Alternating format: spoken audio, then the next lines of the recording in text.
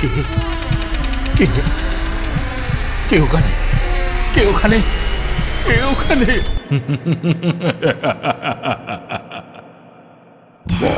ভুতুরে, যেখানে জীবিত সব চরিত্র।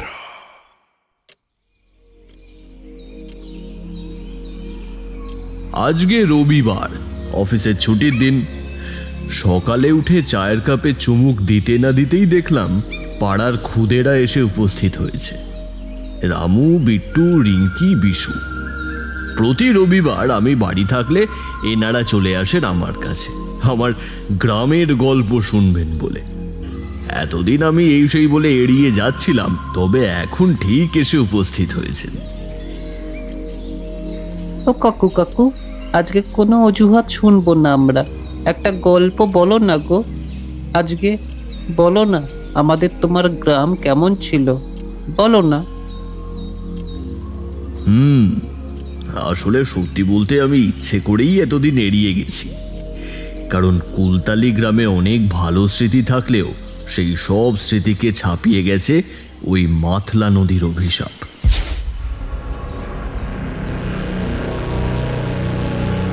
কিন্তু যা দেখছি আজ আর এড়িয়ে যাওয়ার উপায় নেই। হ্যাঁ, আমরা তো কোনোদিনও গ্রাম দেখিনি, আর তুমিও আমাদের গল্প বলতে চাও না, বলো না আজকে। আচ্ছা, বেশ বেশ বলছি, শোন তবে।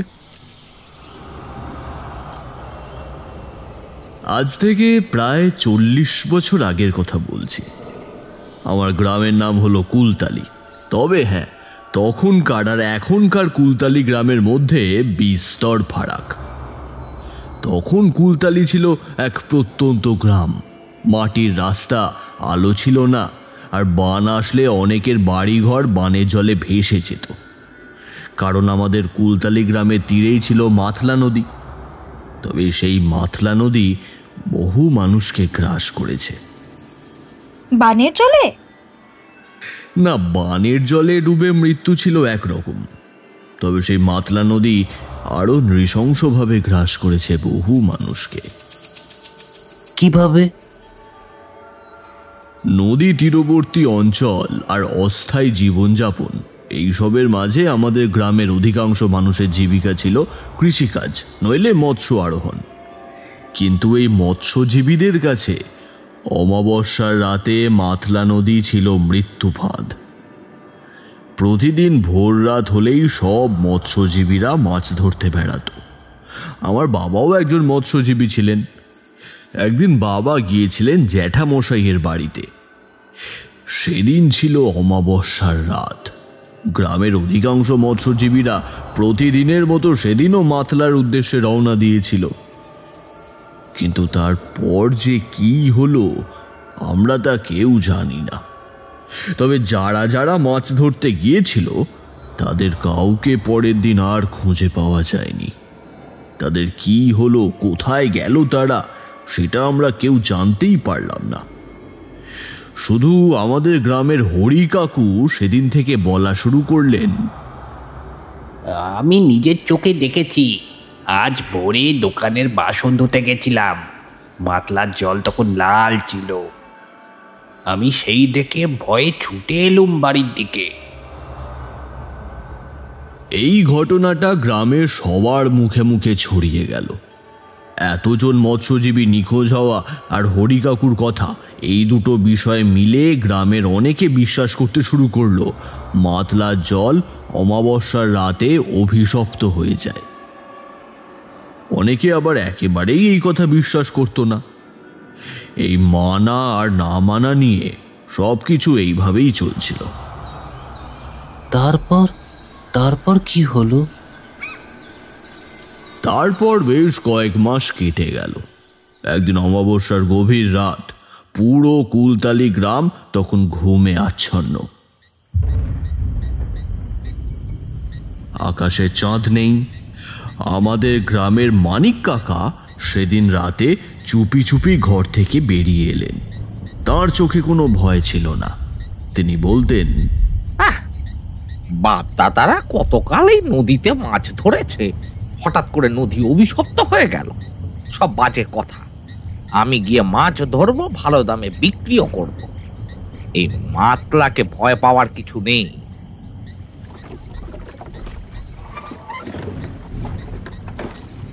তিনি নৌকায় উঠে যান, মাছ ধরার জন্য নৌকা নিয়ে এগোতে থাকেন। গোটা মাতলায় দূর দূরান্তে কাউকে দেখা যাচ্ছে না। আকাশে ঘন অন্ধকার, নদীর জলের রং পুরো কালো লাগছে। কি ব্যাপার, এত চুপচাপ কেন সবকিছু? নদীর জলের স্রোতেরও কোনো আওয়াজ নেই কেন? তিনি ধীরে ধীরে মাঝ নদীতে চলে যান, জাল ফেলে দেন। কিছুক্ষণ পরে জাল একদম টানটান হয়ে গেল। এই যে বড় মাছ পড়েছে মনে হচ্ছে। তিনি প্রাণপণে টান দিলেন, কিন্তু জাল নড়ছেই না, যেন নদীর নিচে কেউ জাল চেপে ধরে রেখেছে। তার মুখ থেকে ঘাম ঝরতে শুরু করলো। এ কি, এত ভারী মাছ! এতক্ষণ ধরে চেষ্টা করে এতটুকু নাড়াতে পারলাম না। তিনি আর একবার টান দিলেন। হঠাৎ নদীর নিচ থেকে একটা ঠান্ডা বাতাস উঠল। একটা ঘন কুয়াশা যেন নদীর ওপর ছড়িয়ে পড়ল। মানিক কাকা তারপর ভয় পেতে শুরু করলেন। তিনি আবার জাল টানলেন, এবার একটু আসতে শুরু করল। কিন্তু জলের মধ্যে মানিক কাকা অনুভব করলেন একটা হাত, পচা বিকৃত কালো একটা হাত জাল ধরে টানছে। পচা মাংস খুলে পড়ছে, তবু হাতটা শক্তভাবে জাল চেপে ধরেছে। কে কে কে আছিস? কোনো উত্তর এলো না। কিন্তু এবার শুধু একটা হাত না, জলের নিচ থেকে যেন আরো অনেকগুলো হাত উঠে আসছে, একসঙ্গে জাল ধরে টান দিচ্ছে।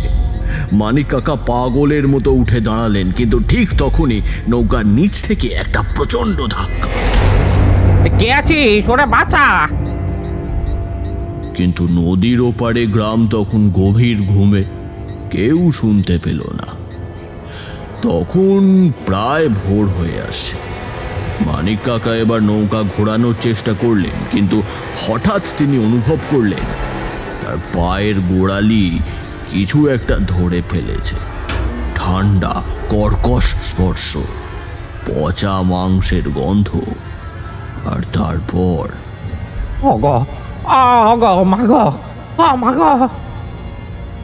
সেই চিৎকার মাতলা নদীর জলে হারিয়ে গেল।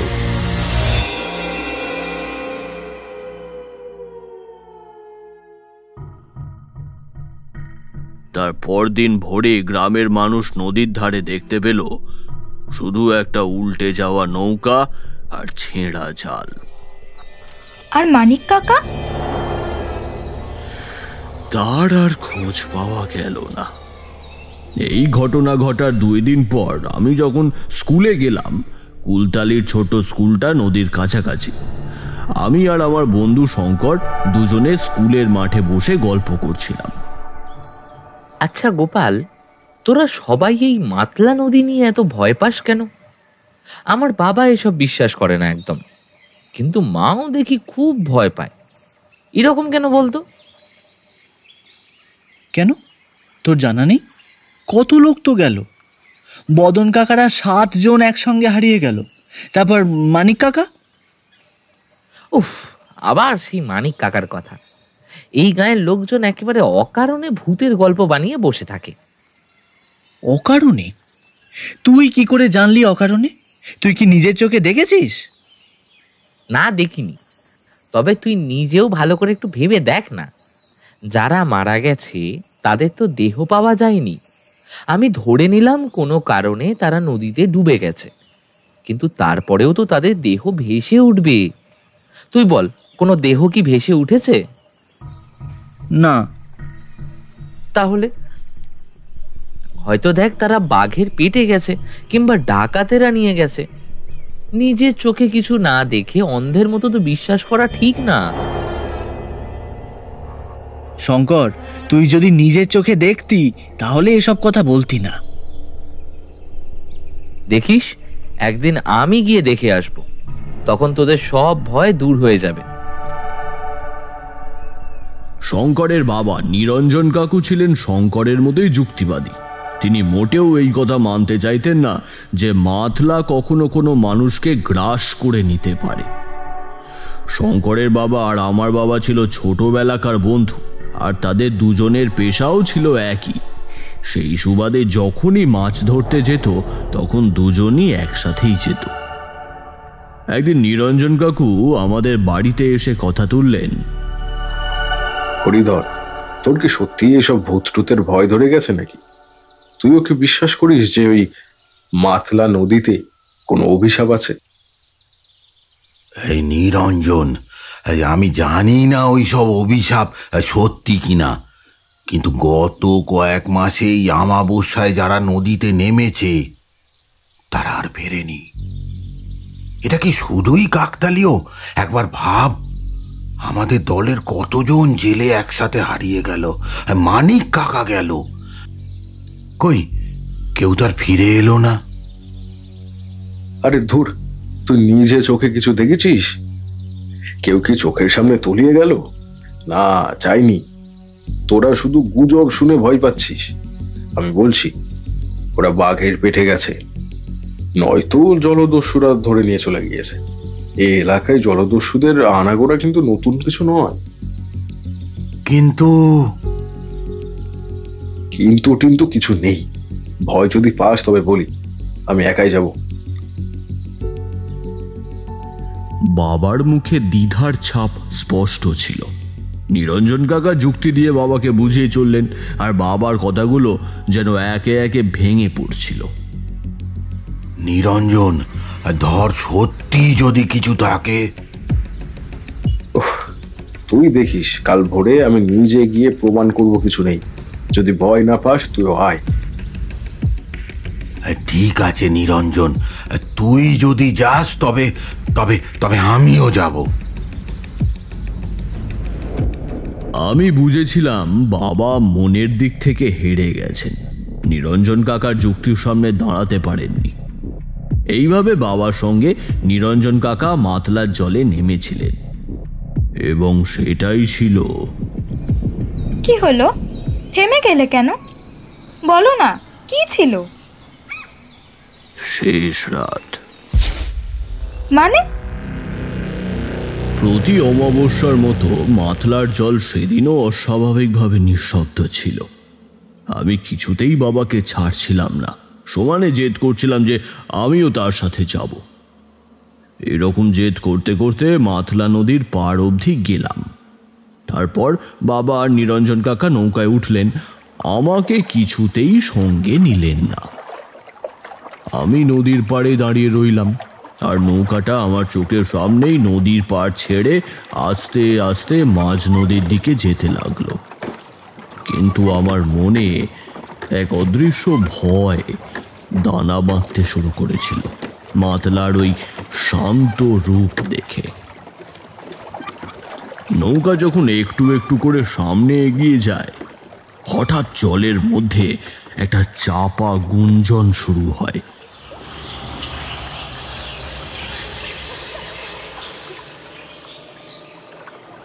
প্রথমে মনে হলো বাতাসের শব্দ, কিন্তু ধীরে ধীরে স্পষ্ট হয়। একসাথে অনেকগুলো গলা ফিস ফিস করে কিছু বলছে, কিন্তু ভাষাটা বোঝা যাচ্ছে না। নিরঞ্জন, তুই কিছু শুনতে পাচ্ছিস? শোনার দরকার নেই, অন্যদিকে মনোযোগ দে, ভয় পেলে মরবি। তারপর হঠাৎই নৌকার নিচে বিশাল কিছু একটা ধাক্কা দেয়, এমন তীব্র ধাক্কা যে নৌকাটা প্রায় উল্টে যায়। কে কে কে নিচে? জলের নিচ থেকে কিছু একটা ওঠা শব্দ হয়, যেন জলের মধ্যেই বিশাল কিছু গাছ ঝাড়া দিয়ে উঠল। তারপর এক মুহূর্তের নীরবতা, এবং তারপরেই অন্ধকারের মধ্যে থেকে বেরিয়ে আসে বিকট এক হাত, শীর্ণ কঙ্কালসার কিন্তু অতি মানবীয় শক্তিশালী। সেই হাত সরাসরি ধরে ফেলে নিরঞ্জন কাকার গলা। ছাড় ছাড়, ছেড়ে দে ছেড়ে দে। কিন্তু তখন সেই আর্তনাদ শোনার কেউ নেই। আমি নদীর পাড় থেকে দাঁড়িয়ে ওই অন্ধকারে বুঝতে পারছিলাম না ঠিক কি হচ্ছে, কিন্তু ওই কিছু একটা গন্ডগোল যে হচ্ছে সেটা আন্দাজ করতে পারছিলাম। ভয় ভয় আমি বারবার চিৎকার করে বাবাকে ডাকছিলাম। তারপর কিছুক্ষণের মধ্যেই নিরঞ্জন কাকার শরীরটা অদৃশ্য হয়ে যায় মাতলার অন্ধকার জলে, আর শোনা যায় একটা চাপা গোঙানি, নিরঞ্জন। নদীর জল তখন কিছুটা লাল হয়ে উঠেছে। বাবা ভয় নৌকার এক কোনায় সেঁটে যায়। কিছুক্ষণ পর হঠাৎই আবার সেই হাত।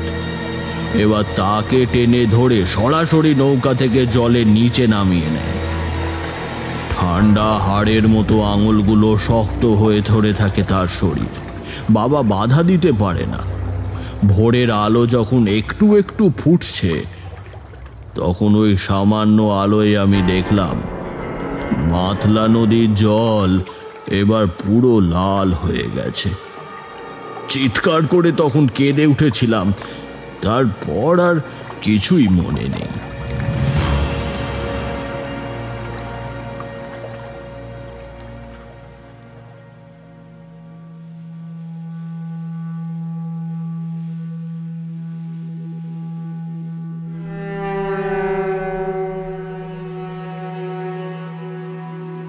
যখন জ্ঞান ফেরে তখন আমি নিজের ঘরের খাটের ওপর ছিলাম, আর আমার মা অঝরে কাঁদছিল। সকালে দেখা গেল বাবার নৌকাটা উল্টে পড়ে আছে নদীর পাড়ে, কিন্তু বাবার শরীর পাওয়া গেল না, নিরঞ্জন কাকারও না। তারাও হারিয়ে গেলেন, যেভাবে আগেও অনেকেই হারিয়ে গিয়েছিল। নিরঞ্জন কাকার বাবার মৃত্যুর পর গ্রামের পরিবেশ আরও বদলে গেছে। লোকজন দিনের বেলাতে নদীতে যেত, কিন্তু রাত নামলেই মাতলা নদী যেন এক রহস্যময় নীরবতার চাদরে ঢেকে যেত। বিশেষ করে অমাবস্যার রাতে কারো সাহস ছিল না নদীর কাছে যাওয়ার।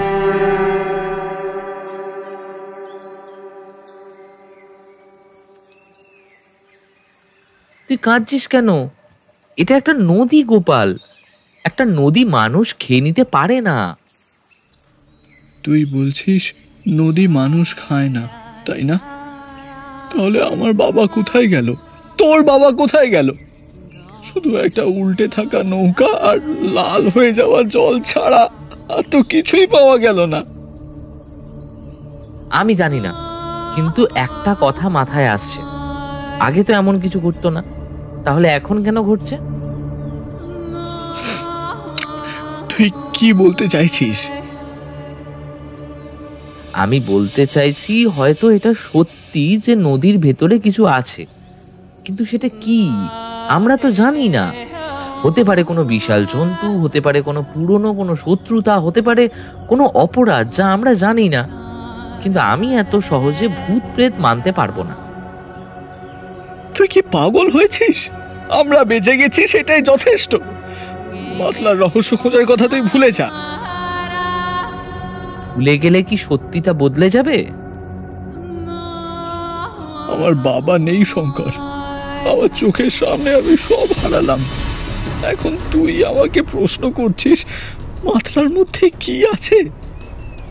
জানিস না বলেই ভয় পাচ্ছিস। আমি জানি না, আমি জানতেও চাই না। আর কখনো মাতলা নিয়ে কোনো কথা আমাকে তুই বলবি না। শঙ্কর তখনও সেটা মানতে চায়নি, কিন্তু সত্যি কথা কি জানো, কিছু জিনিস আছে যেগুলো যুক্তি দিয়ে ব্যাখ্যা করা যায় না। আমি জানি না মাতলার মধ্যে ঠিক কি ছিল, কিন্তু আমি এটাও জানি যারা অমাবস্যার রাতে ওখানে গেছে তারা আর ফিরে আসেনি।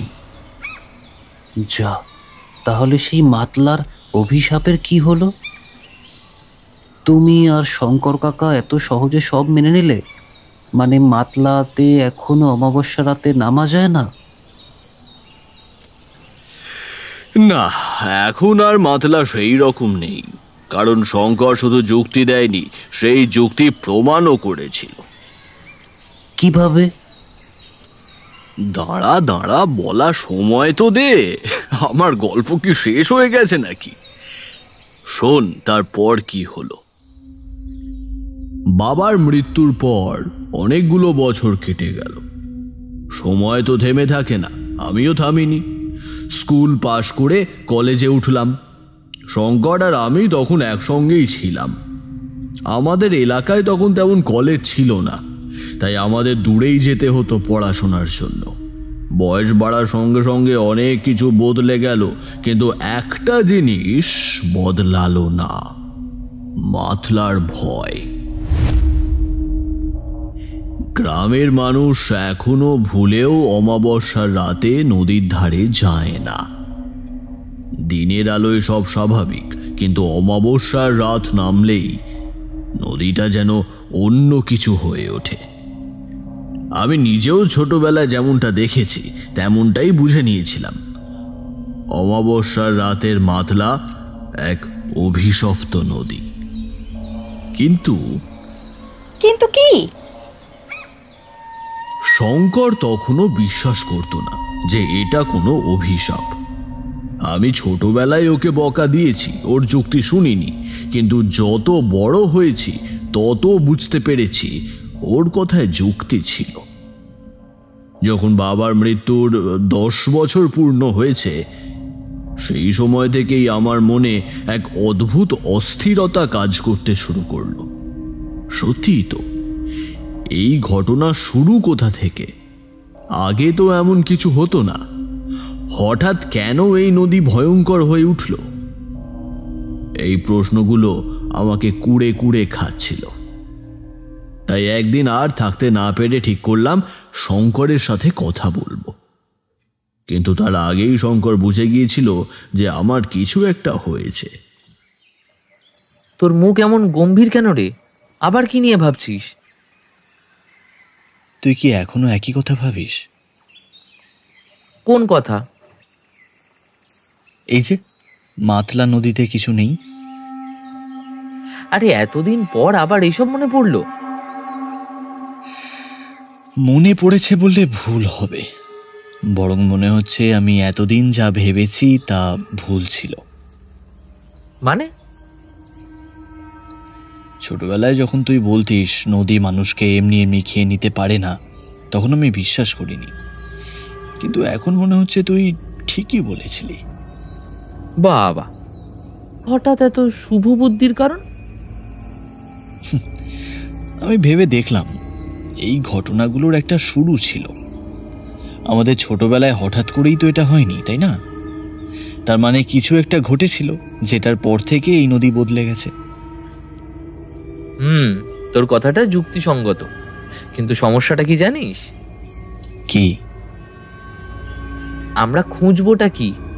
এতদিন হয়ে গেল, তোর মনে হয় কেউ আমাদের সাহায্য করতে পারবে? সে যেভাবেই হোক আমাদের সত্যিটা খুঁজে বের করতে হবে। আমাদের আগে জানতে হবে এই ঘটনার সূত্রপাত কোথা থেকে, আর তার আগে এটা বুঝতে হবে ওই মাতলা নদী অমাবস্যার রাতে ঠিক কতটা ভয়ঙ্কর হতে পারে, ঠিক কিভাবে এর আগেও বাকিদের গ্রাস করেছে।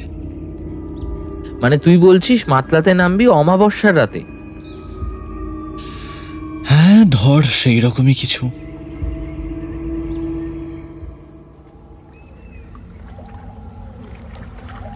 পরের দিন ছিল অমাবস্যা। আমি আর শঙ্কর বাড়ির লোকের চোখ এড়িয়ে গিয়ে পৌঁছলাম মাতলায়। তখন চারপাশে ঘন কুয়াশা, নদীর জল কালো অন্ধকারে ঢাকা।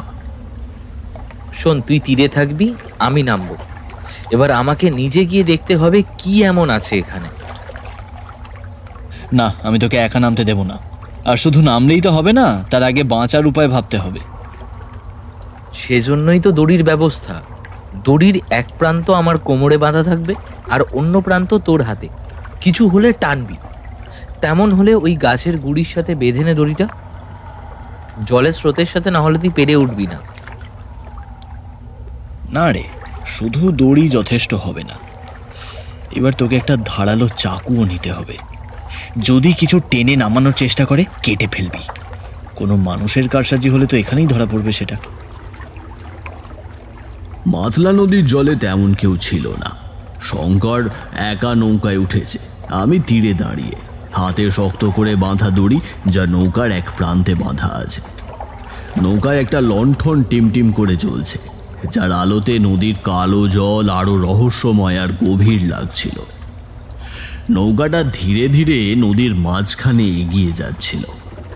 আশেপাশে অদ্ভুত নিস্তব্ধতা। কুয়াশা এত ঘন যে দৃষ্টিসীমা মাত্র কয়েক হাত দূর পর্যন্ত পৌঁছাচ্ছে।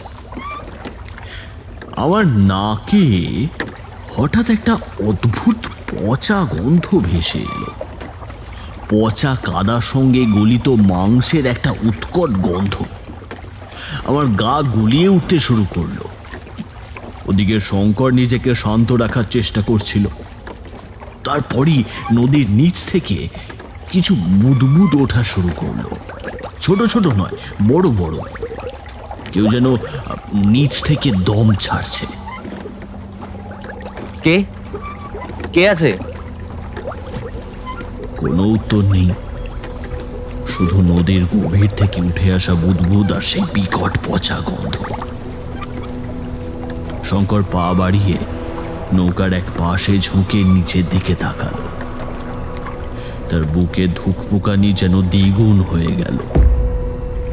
নদীর জলের নিচে অস্পষ্টভাবে কিছু একটা নড়াচড়া করছে, কিন্তু কি? শঙ্কর সতর্ক হতে না হতেই নৌকার নিচ থেকে কিছু একটা প্রচন্ড জোরে ধাক্কা মারল। নৌকা প্রচন্ড দুলে উঠল। শঙ্কর সেটা সামলে নিতেই আরো একটা ধাক্কা, যেন কেউ নদীর নিচ থেকে নৌকাকে উল্টে দেওয়ার চেষ্টা করছে। গোপাল, দড়ি শক্ত করে ধরে থাক। কি হয়েছে? নৌকা এত দুলছে কেন? শঙ্কর কোনো উত্তর দিতে পারল না। নৌকা এবার ঘুরপাক খেতে শুরু করলো। মনে হচ্ছে সেটা পাগলের মতো টেনে নিচে নামাতে চাইছে কেউ। হঠাৎ শঙ্করের পায়ের নিচে এক ভয়ানক ঠান্ডা অনুভূতি। সে চোখ নামিয়ে দেখল নৌকার ফাঁক দিয়ে একটা শ্বেত শুভ্র হাত বেরিয়ে এসেছে। মাংস নেই, শুধু হাড়, কিন্তু সেটা জীবন্ত। হাতটা তার পায়ের গোড়ালি আঁকড়ে ধরল। শঙ্কর আতঙ্কে লাফ দিতে গেল, কিন্তু তখনই নদীর জল অস্বাভাবিকভাবে ঘোলা হয়ে উঠল।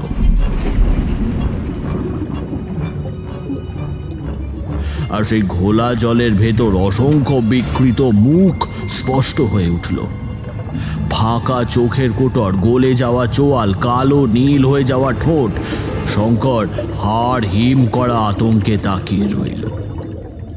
সেই বিকৃত মুখগুলো তাদের গলিত ফাঁপা চোখ দিয়ে এক দৃষ্টে তাকিয়েছিল শঙ্করের দিকে। তারপর তারা সবাই একসঙ্গে ফিসফিস করে উঠল একটা কর্কশ অস্বাভাবিক গলা। বাঁচবি না তো এই মৃত্যুর হাত থেকে, নিচে আসবি, নিচে। তারপরেই হঠাৎ একজোড়া হাত উঠে এসে শঙ্করের ঘাড়ের পিছনটা চেপে ধরল। ঠান্ডা বরফের মতো শক্ত। শঙ্করের দম আটকে আসছিল। মনে হচ্ছিল কেউ যেন ওর শরীরের সব শক্তি শুষে নিচ্ছে। শঙ্কর প্রচন্ড গায়ের জোরে সেই চাকুটা বের করলো আর অন্ধের মতো সেই হাতগুলোতে আঘাত করল। কিন্তু হাতে মাংস নেই, কেবল হাড়ের ওপর চাকু ঘষে ঘষে উঠে যাচ্ছে। একটা বিকট ক্যাঁচ ক্যাঁচ শব্দ উঠল। তারপর হঠাৎ নৌকার এক পাশ থেকে একটা পচা বিকৃত মুখ ওপরে উঠে এলো। তার ফাঁকা চোখের কোটর থেকে কালো জল গড়িয়ে পড়ছে। তারপর সে ফোঁস ফোঁস করে শঙ্করের মুখের কাছে এলো। আর তার বিকৃত পচা ঠোঁট কাঁপতে কাঁপতে ফিসফিস করে উঠল। তুইও আমাদের মতো হবি,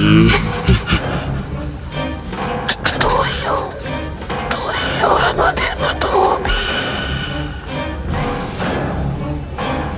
তারপর সেই বিকৃত মুখটা আচমকা শঙ্করের মুখের ওপর ঝাঁপিয়ে পড়ল। তীর থেকে আমি দেখলাম নৌকা কেবল দুলছে না, এখন প্রায় পুরো কাত হয়ে গেছে। আমি পাগলের মতো দড়ি টানতে লাগলাম। শঙ্কর, শক্ত থাক, শক্ত থাক শঙ্কর, আমি তোকে তুলছি। কিন্তু দড়ি এতটাই টান টান হয়ে গেছে যে মনে হচ্ছে কেউ নদীর নিচ থেকে ওকে শক্ত করে টেনে নিচ্ছে। শঙ্কর নিজেও আর টিকে থাকতে পারছিল না, তার হাত কাঁপছে, চোখের সামনে অন্ধকার নেমে আসছিল। সেই বিকৃত মুখটা তার গলায় দাঁত বসাতে যাচ্ছিল, তখনই হঠাৎ শঙ্কর শেষ শক্তি দিয়ে চাকু চালিয়ে দিল সেই মুখের ওপর। এক বিকট চিৎকার শোনা গেল।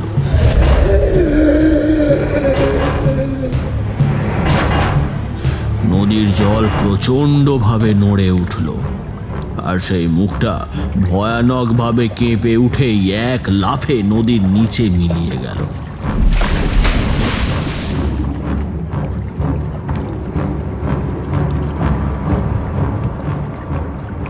আমি মরিয়া হয়ে দড়ি টানলাম।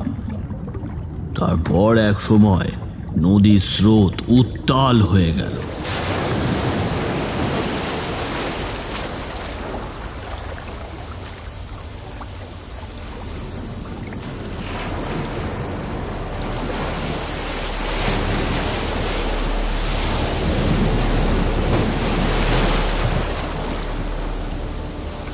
তারপর হঠাৎ এক প্রচন্ড ঢেউয়ের ধাক্কায় শঙ্কর ছিটকে নদীর বাইরে উঠে এলো, তীরের কাছে এসে পড়ল। কিন্তু নদীর জল তখনও উত্তাল ছিল। মাতলা নদী তখনও জেগে আছে, আর জলের নিচ থেকে অসংখ্য বিকৃত ফাঁপা চোখের কোটর উঠে তাকিয়েছিল আমাদের দিকে। আমি আর শঙ্কর নদীর তীরে বসেছিলাম, দুজনেই কাঁপছিলাম ভয়। শঙ্করের শ্বাস নিতে কষ্ট হচ্ছিল। চারপাশে ভেজা কাদা, বাতাসে পচা গন্ধ। নদী আবার আগের মতো স্থির, যেন কিছুই হয়নি। আমি মরতে বসেছিলাম গোপাল। এখন তুই ঠিক আছিস, বেঁচে গেছিস, কিন্তু তোর চেহারা দেখে মনে হচ্ছে তুই এখনো সেই জলে আছিস। ওরা আমাকে ছাড়েনি, আমি জানি ওরা এখনো আমাদের দেখছে। ওদের চোখ ফাঁকা, অথচ মনে হচ্ছিল ভেতর থেকে পুড়ছে। তুই ওদের দেখেছিস? হ্যাঁ। আচ্ছা গোপাল, তাহলে বাকিরাও কি এইভাবেই? হ্যাঁ, এবার আমি নিশ্চিত এই নদী ওদের টেনে নিয়েছে। কিন্তু একটা প্রশ্ন এখনো বাকি আছে, লাশগুলো গেল কোথায়? নদীতে ডুবে গেলে লাশ তো জলে পড়ে ভেসে ওঠে, কিছুদিন পর বয়ে যায়, জলে ফুলে ওঠে, পচে যায়। কিন্তু এখানে একটাও লাশ পাওয়া যায়নি। তাহলে কি ওরা আসলে? ওরা মারা গেছে ঠিকই, কিন্তু ওই নদী ওদের খেয়ে ফেলেছে। নদী খেয়ে ফেলেছে?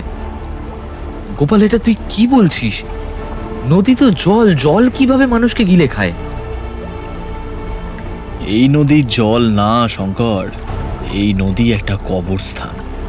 তুই তো মৃত্যুর মুখ থেকে ফিরে এলি, তাও এই নদীর জলকে তোর জল মনে হচ্ছে? আসলে ওরা মরেনি, ওরা হারিয়ে গেছে। কোথায়, কিভাবে, তা জানার জন্য আমাদের ইতিহাস খুঁজতে হবে।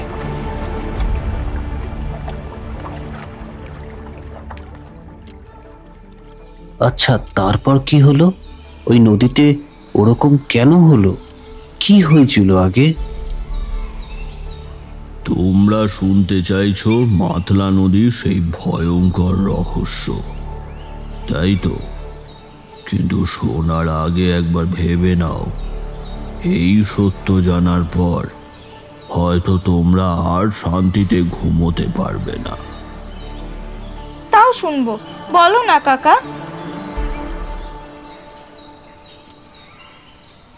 আজ থেকে 27 বছর আগে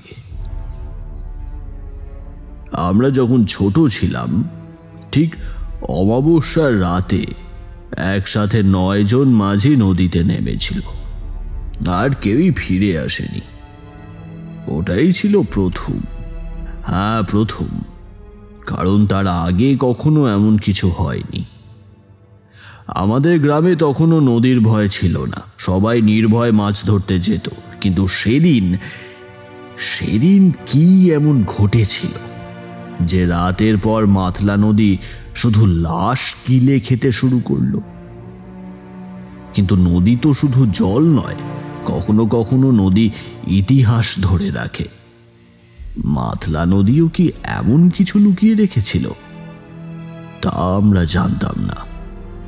কিন্তু আজ তোমাদের সেই রাতের গল্প বলবো, যে রাত থেকে সব বদলে গেল। সব থেকে বড় কথা, আমি আমার বাবাকে হারালাম ওই মাতলার জন্য। গোপাল, আমাদের গ্রামে এত লোক নদীতে গিয়েছে, আগে কেউ কখনো হারিয়ে যায়নি, কিন্তু ওই 9 জন মাঝির কি হলো সেটাও তো বুঝতে পারছি না। বছরের শুরুতে অনেকেই মাছ ধরতে গিয়েছিল, সবাই ঠিকঠাক ফিরেও এসেছিল, কিন্তু বছর শেষে এমন কি হলো যে একসাথে 9 জন মাঝি নিখোঁজ হয়ে গেল? কেউ কি জানে এই ব্যাপারে? কেউ তো নিশ্চয়ই জানবে। একটা কথা মাথায় আসছে, জানি তখন আমরা ছোট ছিলাম, কিন্তু আমার পরিষ্কার মনে আছে মদন কাকা শেষ যখন গিয়েছিল তখন কিন্তু সব স্বাভাবিক ছিল, কারণ তারপর এইসব শুরু হয়েছে, তাই আরো ভালো করে মনে আছে। তাহলে চল ওনার কাছেই যাই, ওনার থেকে কিছু একটা জানা যাবে হয়তো। তারপর আমরা গেলাম মদন কাকার বাড়িতে। তাকে গিয়ে আমাদের প্রশ্নগুলো জিজ্ঞাসা করতেই সে বলল, তোরা এত বছর পরে এই প্রশ্ন করছিস কেন রে? কারণ আমরা বুঝতে পারছি এটা কোনো সাধারণ দুর্ঘটনা নয়। আপনি তো ওই ঘটনার আগেও নদীতে গিয়েছিলেন, তখন তো কিছু হয়নি। তাহলে ঠিক ওই রাত থেকেই কেন নদী লাশ গিলতে শুরু করলো?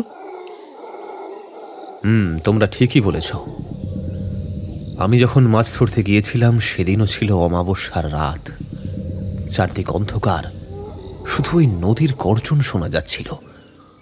বিশ্বাস করো, আমি তখনও জানতাম না যে ওই নদী মানুষ গিলতে পারে। কিন্তু সেদিন তো কিছু হয়নি, তাই না? সেদিন আমরা ঠিকঠাকই ফিরে এসেছিলাম, কিন্তু সেই দিনই একটা কিছু হয়েছিল, আমরা তখনও বুঝতে পারিনি। তাহলে কি হয়েছিল কাকা? এমন কেন হলো মাতলা? সেই রাতে আমরা একটা অদ্ভুত জিনিস দেখেছিলাম।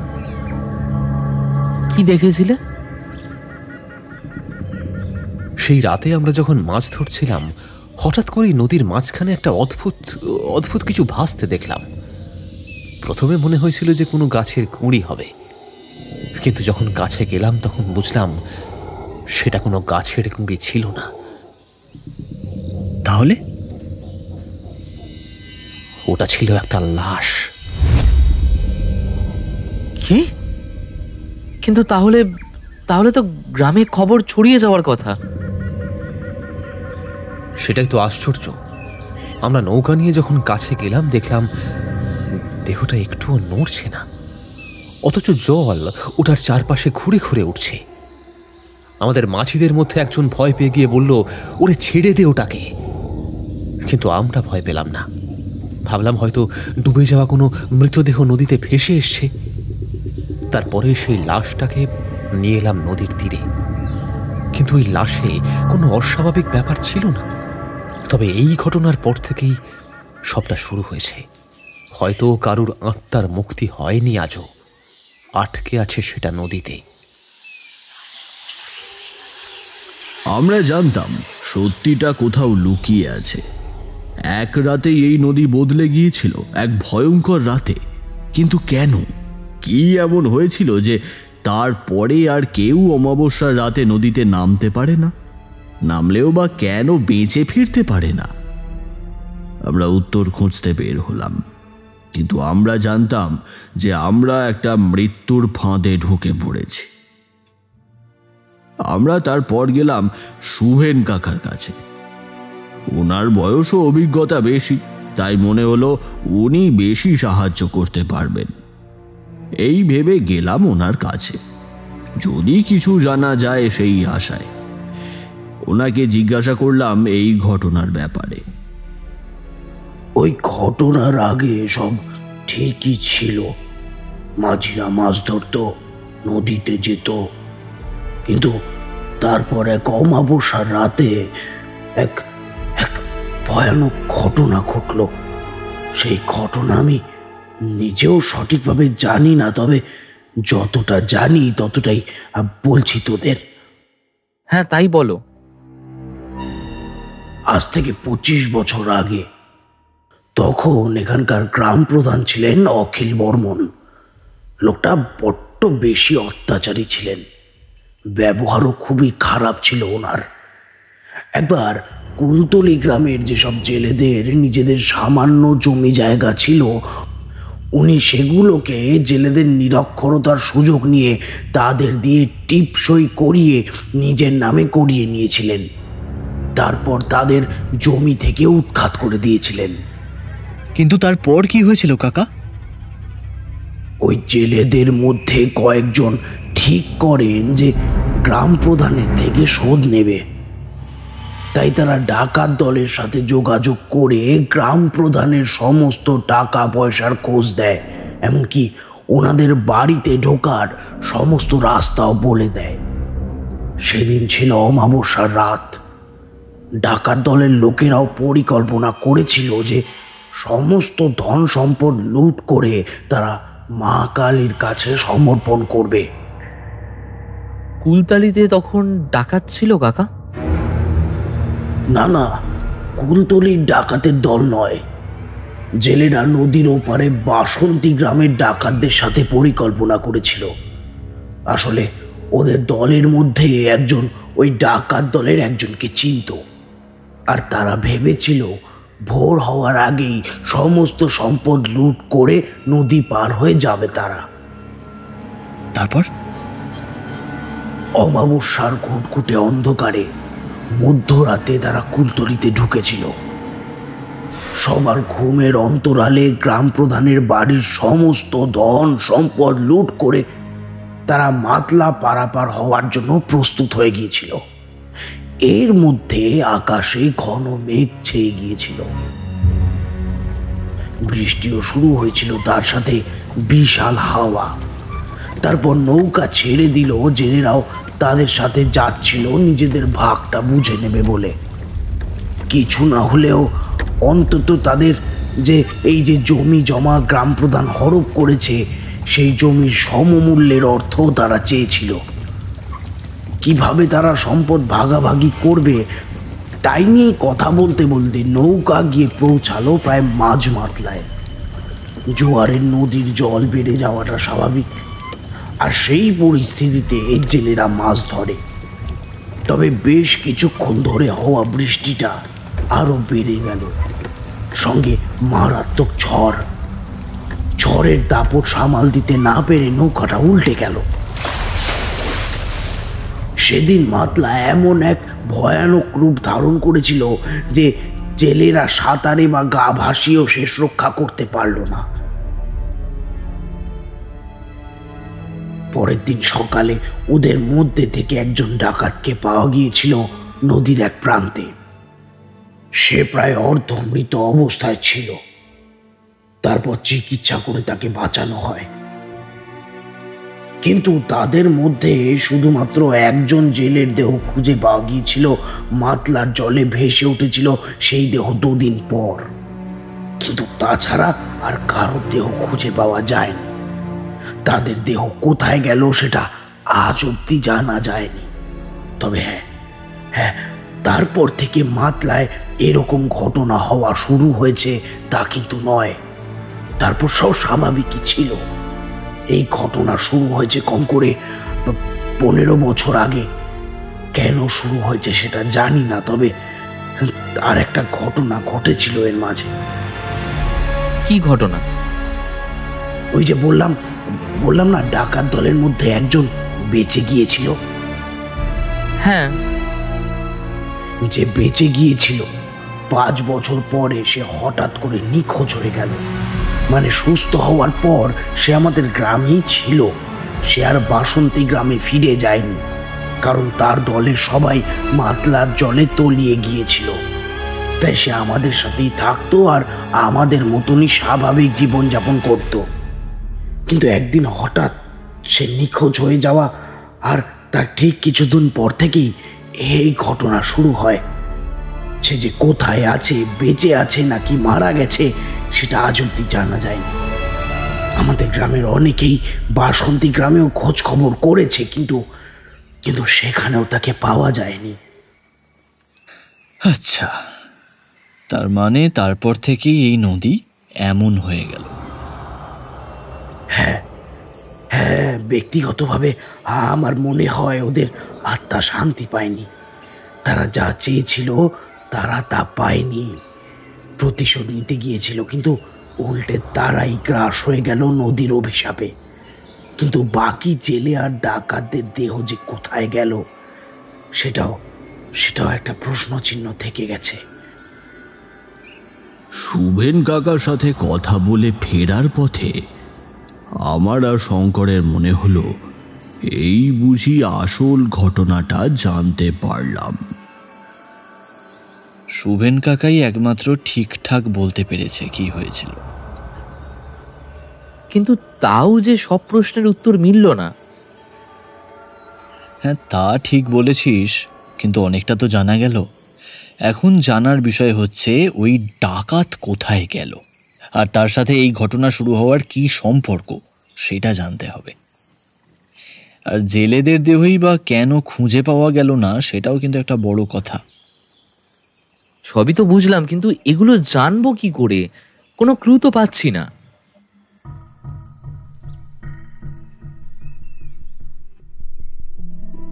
তারপর আমরা বাসন্তী গ্রামে গিয়ে ওই ব্যাপারে খোঁজ নিলাম।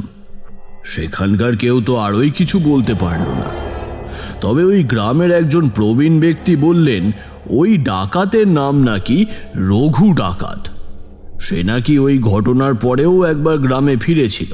তাদের ডেরায় সেখান থেকে মা কালীর মূর্তি নিয়ে নাকি সে কোথাও উধাও হয়ে গিয়েছিল। তারপর থেকে নাকি ওনাকে আর কোথাও পাওয়া যায়নি। সমস্ত কিছু শোনার পর আমাদের মনে হতে লাগলো ওই ডাকাতের সাথে এই ঘটনার কোনো না কোনো যোগাযোগ নিশ্চয়ই আছে। কিন্তু শুধুমাত্র কি ডাকাতের সাথে যোগ, নাকি সেদিন রাতে নৌকা উল্টে গিয়ে মারা যাওয়া জেলেদের অতৃপ্ত আত্মাদের প্রতিশোধ? বিষয়টা ঠিক পরিষ্কার হচ্ছিল না আমাদের কাছে। এই রকম সময় শঙ্কর বলে উঠল, হয়তো দুটো কারণ লুকিয়ে আছে এর পেছনে। কারণ জানা তো মূল উদ্দেশ্য নয়, এখান থেকে বেরানোটাই মূল উদ্দেশ্য। মাতলাকে অভিশাপ মুক্ত করব কিভাবে, সেটাই তো বুঝতে পারছি না। কারণ যতক্ষণ জানতে পাচ্ছি না ততক্ষণ কিচ্ছু করার নেই। কোনো তান্ত্রিকের সাহায্য নিয়ে যদি কিছু করা যায়। শুনেছি ওনারা ত্রিকালদর্শী হন। আমি এসব বিশ্বাস করতাম না। ভূত, অভিশাপ, তন্ত্র সবই ছিল আমার কাছে আজগুবি কল্পনা। কিন্তু সেদিন সেই পরিস্থিতিতে শঙ্করের দেওয়া প্রস্তাবটাই একমাত্র উপায় বলে মনে হলো। তবুও মনে একটা খটকা কাজ করছিল। শঙ্কর, এইসব তান্ত্রিক ফান্ত্রিকের কাছে যাওয়ার কোনো মানেই হয় না, পুরোটাই ধাপ্পাবাজি। গোপাল, তুই কি সত্যি মনে করিস আমরা যা দেখলাম, যা ঘটেছে সবই কাকতালীয়? একই নদীতে এইভাবে মানুষ হারিয়ে যাচ্ছে, তুই এটাকে শুধু একটা দুর্ঘটনা বলে উড়িয়ে দিতে পারিস? তোর থেকে বেশি আমি যুক্তিতে বিশ্বাসী, কিন্তু এত কিছু দেখার পর আমার আর কোনো যুক্তিবোধই কাজ করছে না। কিন্তু আর যাই হোক, নদী তো মানুষকে গিলে নিতে পারে না, এটা তো কখনোই সম্ভব নয়। এই সব কথা বলতে বলতে আমরা শ্মশানে পৌঁছলাম। শঙ্কর বলল আমাদের গ্রামের অনেকের কাছ থেকে নাকি সে এই তান্ত্রিকের ব্যাপারে জেনেছে। শ্মশানে ঢোকা মাত্রই দেখলাম একটা গাছের নিচে বসে আছেন একজন বয়স্ক ব্যক্তি।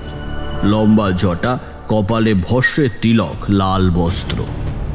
তার ঠিক সামনে দেখলাম মানুষের হাড়গোড় আর একটা বাটিতে লাল মতন কি যেন রাখা। এটা কোথায় নিয়ে আসলি? আমার তো কেমন একটা অস্বস্তি হচ্ছে। ওইটা কি রক্ত নাকি? এইসব কথা বলতে বলতে আমরা একটু এগিয়ে গিয়ে দাঁড়ালাম। দাঁড়ানো মাত্রই ওই তান্ত্রিক বলে উঠলেন, আয় আয়, তোদের জন্যই অপেক্ষা করছিলাম। গোপাল, এই শঙ্কর, তোরা যে সত্যি জানতে চাইছিস তা কিন্তু ভয়ানক। উনি জানলেন কিভাবে? তিনি যেহেতু তান্ত্রিক, তাই এগুলো জানাটা ওনার পক্ষে অসম্ভব নয়।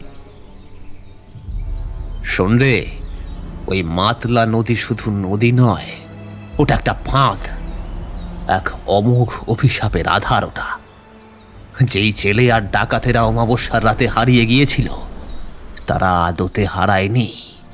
তারা আজও সেই নদীর গভীরে আটকে আছে, তাদের আত্মা বন্দী হয়ে আছে।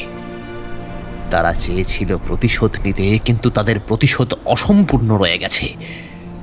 তাই একে একে ওই একইভাবে তারা অমাবস্যার রাতে মাতলা নদীতে কাউকে টিকতে দেয় না। ঠিক যেইভাবে তারা ডুবে গিয়েছিল, ঠিক একইভাবে তারা অন্যদের গ্রাস করে নেয়। বুঝেছিস? কিন্তু এইভাবে ওই আত্মারা সারা জীবন মাতলাকে অভিশপ্ত করে যাবে? আত্মারা নিজে থেকে জেগে ওঠেনি রে, একটা শক্তি ওদের জাগিয়ে তুলেছে। অতৃপ্ত জাগ্রত আত্মাদের প্রতিশোধ স্পৃহার জন্য তারা গ্রাস করছে বাকিদের। মানে কেউ ইচ্ছে করে আত্মাদের জাগিয়ে তুলেছে? আর সেই শক্তি বিনষ্ট না হলে ওই মাতলা নদীর অভিশাপ চিরটা কাল থেকে যাবে। তাহলে সমাধান কি? কি করলে এই অভিশাপ দূর হবে? এটা সহজ নয়। সেই শক্তিকে খুঁজে বের করতে হবে, তারপরে তাকে বিনষ্ট করতে হবে। আর তার জন্য চাই যজ্ঞ, চাই কঠোর সাধনা। কিন্তু অতৃপ্ত আত্মাগুলোর কি হবে? তাদের আমি তৃপ্ত করতে পারবো না রে, কারণ তাদের প্রতিশোধ স্পৃহা এতটাই প্রবল যে সেটা কেউ থামাতে পারে না। তবে আমি এটুকু নিশ্চিত করতে পারি যে ভবিষ্যতে আর কেউ তাদেরকে জাগিয়ে তুলতে পারবে না। সেদিন আমরাও জানতাম না কত ভয়ানক সত্যের সামনে আমরা দাঁড়িয়ে আছি, কিন্তু ওই মুহূর্তে আমরা জানতাম এই অভিশাপ বন্ধ করতেই হবে, না হলে মাতলার রক্তাক্ত ইতিহাস কখনোই শেষ হবে না।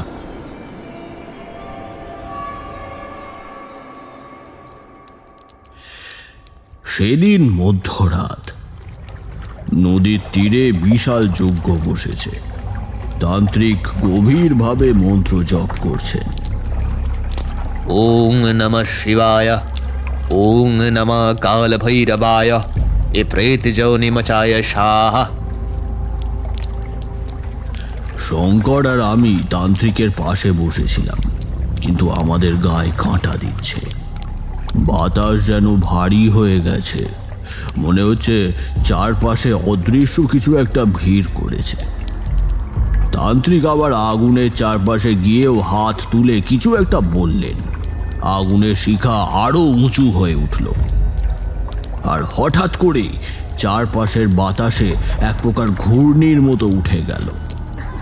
দূর থেকে যেন অনেকগুলো চাপা কান্নার আওয়াজ আসছে, কোনো এক যন্ত্রণা ক্লিষ্ট আত্মার আর্তনাদ।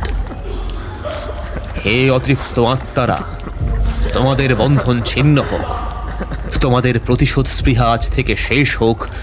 তোমরা মুক্ত হও, মুক্ত হও। আমরা দেখলাম আগুনের চারপাশের বাতাস যেন বিকৃত হয়ে যাচ্ছে, ধোঁয়ার মধ্যে ছায়া ছায়া কিছু একটার উপস্থিতি। তান্ত্রিক হঠাৎ করেই একটা লাল রঙের চূর্ণ আগুনে ছুঁড়ে দিলেন, আর সঙ্গে সঙ্গে চারপাশে সবকিছু কাঁপতে শুরু করলো। বাতাস থেমে গেল, সেই অদৃশ্য কান্নার আওয়াজও মিলিয়ে গেল। কাজ শেষ হয়েছে। মাতলা নদী আর কাউকে ডাকবে না। এই শক্তি আর কখনো ফিরে আসবে না। তান্ত্রিকের কথা বিশ্বাস করতে আমার কষ্ট হচ্ছিল, কিন্তু সেই রাতের পর আমরা ঠিক করলাম পরীক্ষা করব।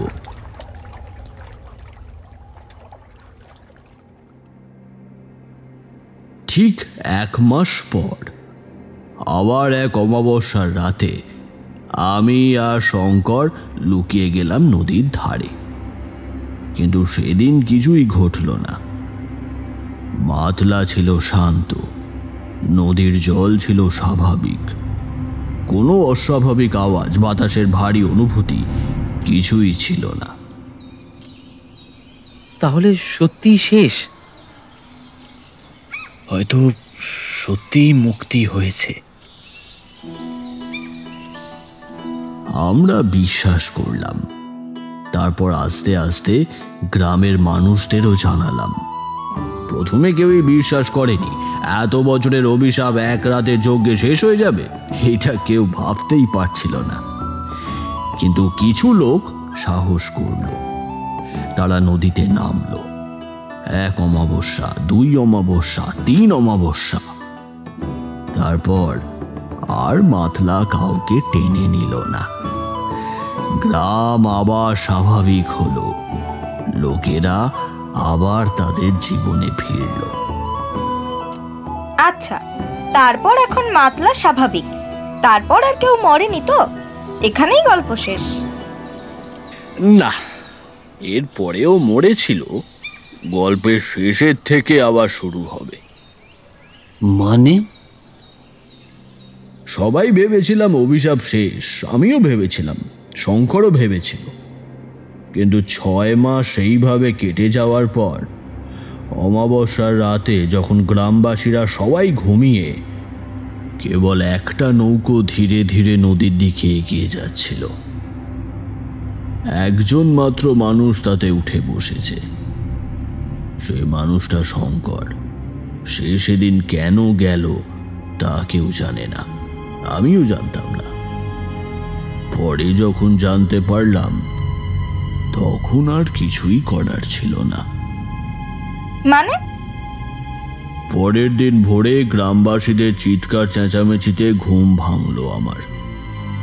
গ্রাম জুড়ে কোনো এক আতঙ্ক ছড়িয়েছিল। কানাঘুষো শুনে আমি দৌড়ে এলাম নদীর ধারে। সবার মুখ ভয়ে সাদা হয়ে গেছে। মাতলার জলে কিছু একটা ভেসে উঠেছে। আমি দূর থেকে দেখলাম সেটা। কে ছিল সেটা? শঙ্কর। তারপর তার দেহটা তোলার ব্যবস্থা হলো। দেখলাম শরীরটা নিথর, চোখ দুটো খোলা, ঠোঁটের কোণে জমে থাকা অদ্ভুত একটা রেখা, যেন সে কিছু বলার চেষ্টা করছিল, কিন্তু কি?